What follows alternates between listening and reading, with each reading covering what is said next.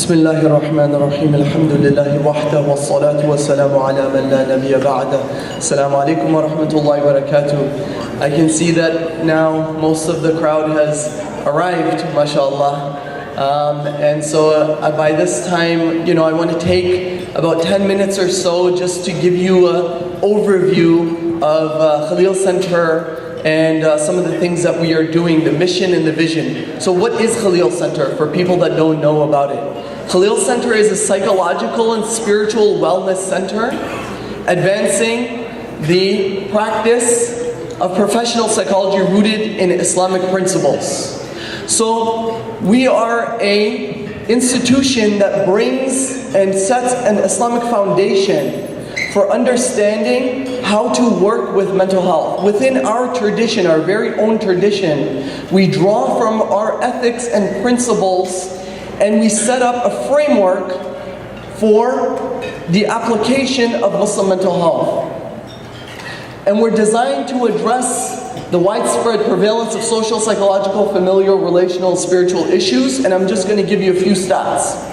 So 1 in 5 people have a diagnosable psychological disorder.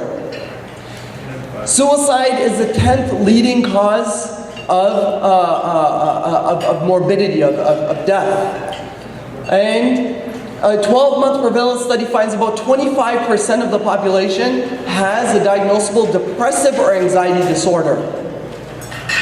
Every 2 minutes, 1 in 4 women are sexually abused. 1 in 4, that's 25% of women have been sexually abused, and 1 in 8 men. On top of that, let's take a look at the religious affiliation. Not only is it that we have all of this psychological distress and issues, but also religious affiliation is on the decline since it started to be tracked in the 1930s. Accompanying that is some data on Muslims. So you're saying, okay, let's talk about these are data on non-Muslims. What about Muslims? Well, Muslim adolescents, up to 50%, about 50% on both sides and more or less, have engaged in illicit intimate relations. 60% a Gallup poll finds for alcohol. 40%, but 40 to 50% for alcohol and drug abuse. All of these things. The question is that we have all of these issues. And now when we look at American Muslims, they're actually less happy than the average American. This is according to a Pew poll. Anxiety disorders in American Muslims is the same as those in the general population, and we actually have more PTSD in our communities than in other communities. So the trauma is actually much higher, right? And Muslims actually are at a disadvantage in terms of social supports. Muslims have less access to social supports, unlike the normative American community. So combine all of this together, what am I getting at? That we have a lot of distress and issues in our communities, and that we need a platform to be able to address this. American Muslims, 68% of couples had negative interactions, 56% had one moderate to major issue in their marriages. Forget about that. We have all of these issues, and many people, the people are least likely in our community to seek assistance than the normative American community. So we have more problems, but less likely to actually seek assistance. Muslims are more likely to do what? They're likely to seek out imams, and they're likely to turn to religion during their suffering. So now we ask the question, what's available for these individuals? Well, Muslims are less likely to come. Why? Because of stigma, lack of Muslim mental health services, and an approach that is not Islamically oriented. So now this is where we bring Khalil Center to say that We need an institution that's going to take a comprehensive approach to addressing a complex problem, to addressing all of these problems. At Khalil Center, we have designed our program in such a manner that's strategically, that's grounded in the research, just like Dr. Rania was saying, partnering with academic partners to look at what are the barriers for service delivery? What are the barriers that stop people from seeking services? And so it's not only about providing access to services, because anybody can set up a mental health center or practice, but it's about coming up with a strategic approach that is grounded in our religious principles to provide a religious alternative that integrates professional psychology in being able to address these challenges and these problems. And this is no easy task. It requires expertise. So what we do is, we bring the services to people. Khutbahs in masajid. Alhamdulillah, in the Bay Area, when we launched, there's about 12 khutbahs that happened, thousands of people that have a mental health khutbah. Educational seminars across the country.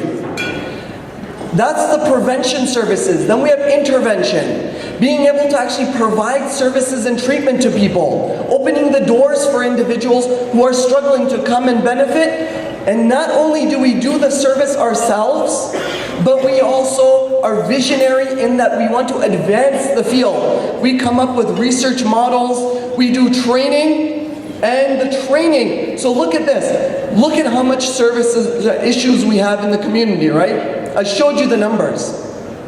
Khalil Center isn't everywhere. Inshallah, maybe it will be one day, but it's not everywhere. We have 2 offices, one in Chicago, one in the Bay Area. How do we address the crisis in our communities? So many people are calling us, we set up web therapy, we'll do it through the web. But that's not enough, we have limitations with the web. So what else? So he said, you know what, Muslims are likely to go to imams. Let's work with imams to provide them a certification in at least an ability to recognize mental illness, how to navigate mental health systems, and how to secure referral, and how they can be a part of the process and treatment. So we set up an 8-hour certification, our own curriculum that has gained national interest and recognition. I just came back 2 days ago, myself and Dr. Fahad, from Michigan. At MSU, we presented it to 40 people.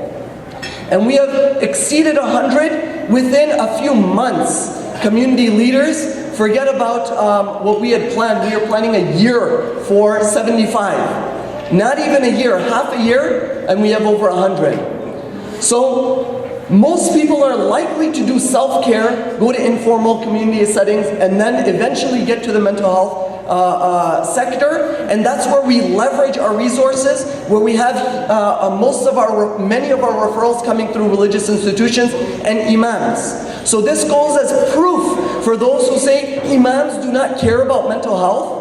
They do, they have nowhere to send them. And they don't have a religious alternative either. So when you provide the service in an effective way, in a professional, Islamically oriented way, people will actually come. Our data, we collect data on our own community.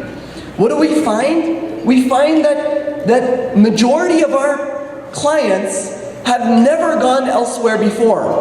And over 75% would never have gone if Khalil Center didn't exist. What does that mean? That means that over 75% of the people we helped, over 700 people in direct intervention services, would never have gotten help where they needed it. That means how much family problems and loss, how many conflicts, how much turmoil in our community, how much loss of productivity, how much trauma that would get exacerbated. Do you know that depression and bipolar disorders, when an individual doesn't get treatment, each time they have an episode, the neuronal damage in their brain, the damage in their brain cause neuronal death, right? And so it's not recovered. So what happens with each episode, a person has neuronal death, which means that they're getting deeper and deeper into their dysfunction. Majority of the people we help, why do they come into Khalil Center? Over 90% say it's an essential part that we integrate spirituality into the treatment. And does it work? We collect data. This is what makes Khalil Center unique. It is not just a bunch of people coming together and doing this for fun or doing service because we had, a guilty conscience. No, it's individuals who have trained to do this. They're licensed professionals, they're academics, researchers, and some of them are theologians as well or work closely alongside theologians. So we provide all of these things. Our data. Last year we helped over 37,000 people across our educational, across all of the services that we did across the nation. And I'm not going to get into, in the interest of time, I'm not going to go through all of them. But you can see us afterwards, and our annual report that's sitting on your desk will give you more data, inshaAllah ta'ala. Our growth, though, I want to show you. Khalil Center has exploded, and this is where I begin to introduce the Zakat Foundation. In 2014, we partnered with Zakat Foundation. We began our early relationships with Zakat Foundation. At that point, we were not a not-for-profit. It was myself and one or two other people helping people out in a basement of a unit. We saw the demand is huge. Zakat Foundation, we went over, Mr. Demir is here and I'm getting ready to introduce him. We came together, had a conversation, and Mr. Demir believed in the visionary project of Khalil Center, believed in its success, and helped us and encouraged us to set up a not-for-profit. And once we did so, they provided us infrastructural support, counsel, advice, strategic development, and monetary installments as well. And look at where we've gotten since then. By that point, and there's a timeline of sequences that came in your annual report that you can see. 2015, we set up our Bay Area office with the help of Zakat Foundation. Over 1,000 sessions have been conducted in less than a year in the Bay Area, and 3 offices coming up in the Bay Area office within a year. Within a year, 3 offices. That's how big the demand is.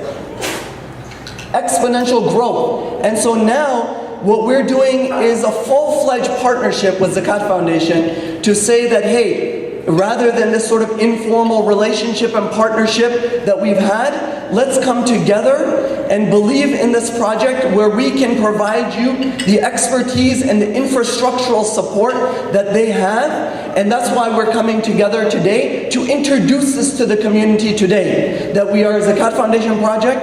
And in addition to that, with that, we are going to have lots of growth, inshaAllah. We anticipate doing so much more with this support. Ta'awanu 'ala al-birri wa taqwa. Come together and assisting each other. It's very rare that you see institutions coming together on the same mission that have made the relationship work and continue to grow in this way. And we pray that Allah subhanahu wa ta'ala continue to strengthen us, and that this not be the only dinner, but that every time we come to you with better numbers and with more progress, and your support continues to help us. At this point,